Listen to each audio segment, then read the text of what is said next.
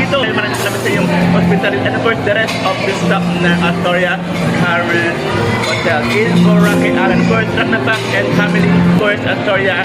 Top notch, the best experience we had in Boracay.